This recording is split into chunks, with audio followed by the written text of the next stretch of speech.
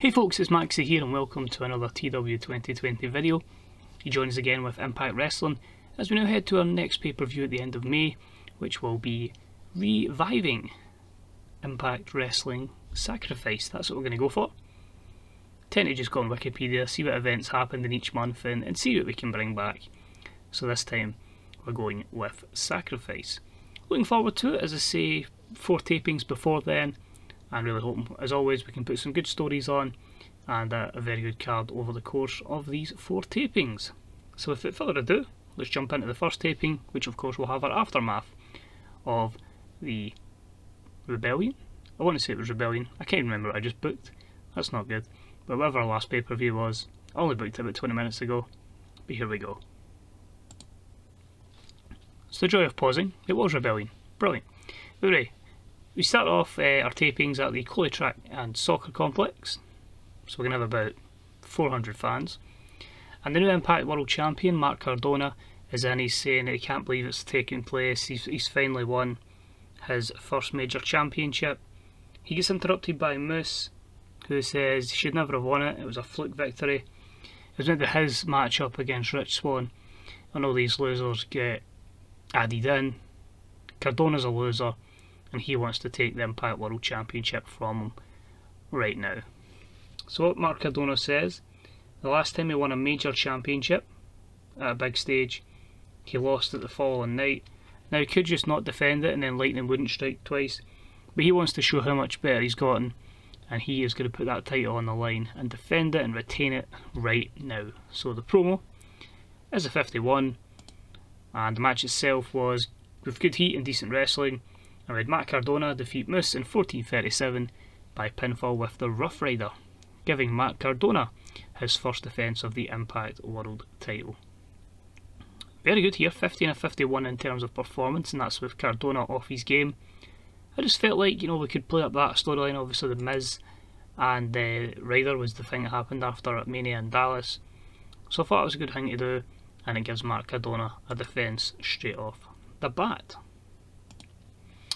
We then had Deonna Purrazzo and Kimberly talking, and they just say it's a sham, it's a disgrace that Deonna lost her championship, and they're going to do whatever they can to make sure that she gets that Knockouts championship back in her grasp. Kimberly will be in action next, and this segment was a 47, and Kimberly was in a decent matchup where she lost to Rosemary in 8:21 with the Olympic Slam. So a 44, Rosemary builds up some momentum with a good victory, with her in-ring performance of 48 to Kimberly's 37. Moving along, we had a matchup that had a decent reaction from the crowd in subpar wrestling, as Suicide defeated Stu Grayson in 8:57 by pinfall. This was a 43. Good to discover that these two have got great chemistry, and kudos to Stu Grayson for being willing to put Suicide over. 23 over, so he's not the most over at the moment, but a victory over Stu will certainly help that, so kudos, and we may revisit this matchup in the future. Next up, we've got a promo from Violent by Design, of course now aligned with Ken Shamrock, and they basically say, you thought we were violent previously, what we like now, with World's Most Dangerous Man in our corner. So Enzo, Big Kaz, you want to take us, you want to come back and fight us when he's at the hospital, bring it on. There's 3 of us and there's only 2 of you. We'll keep you in there for life. So 47, the performance of Eric Young was good. Next up, we had one of our debutantes. So I've signed about 5 people to 3-month handshake deals just to see how they do, basically. Some that I'm aware of, some I don't have a clue. This is one, Mystique, I don't have a clue. I just saw the look and went, Mexican luchador, let's go. So it's a terrible matchup. Tennille Dashwood defeats Mystique in 6:59 with a rolling elbow. A 20 performance from Mystique, a 42 from Tennille. I wasn't worrying too much about gimmicks, but she debuts a classic technical gimmick, which is not really what you want as a babyface. But I got an initial rating of great, and Tennille was off her game in this 36 matchup. That was always the ideal though, just to give Tennille a victory. And we'll kind of use Mystique and a few others that you'll see over the tapings in the kind of roles you would on AEW Dark. Next we see Rich Swann with Kurt Angle and he just basically says, what's the situation with the World Championship? You know, obviously he's defended it. Am I going to get my rematch? Is that still mandatory?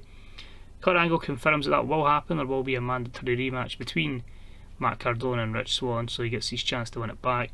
And that's going to happen on next week's episode of Impact Wrestling. So two baby faces will collide for the Impact World Championship at next week's taping. It was a 66.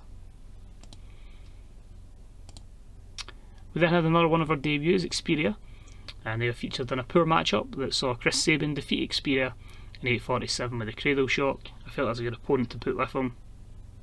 Sabin with a 46, X-Peria with a 29, and he debuted the old school heel gimmick. So again, not worrying too much about the gimmick. As I say, just a showcase, because I want to see over the 3 months how I can get their popularity up, if it's worth keeping them on or letting them go and bringing others in. And a 42 here was pretty decent. So this is just like the first batch we're trying out, because I say something like X-Peria could certainly help our X division. So happy with that. You get some momentum for Chris Sabin. And after the matchup, Sabin says, good matchup, goes to shake the hand of X-Peria, but he just brushes it off and walks away. That was a 21.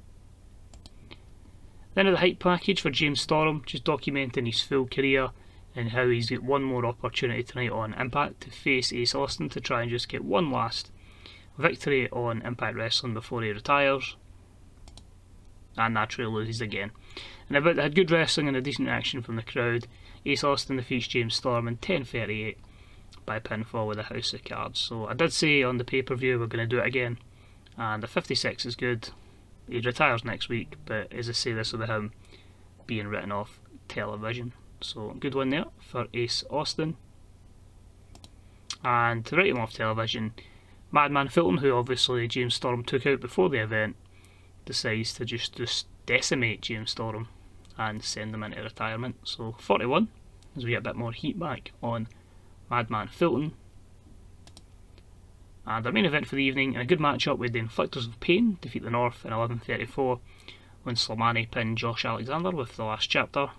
57, 4 good performances there. I'm very happy where our tag division's at. Hell, they could probably all go in the main event if they wanted. And this leads to a heated confrontation between the Inflictors of Pain and FTR, setting up potentially our championship match for Sacrifice. So overall, decent show. It gives us a 56, increase our pop in 34 regions, and of course the usual with the production values. But the good thing is you can see it all there, the full card. Pretty level in terms of performances, apart from the stuff with X-Peria, James Storm's music package and Mystique match.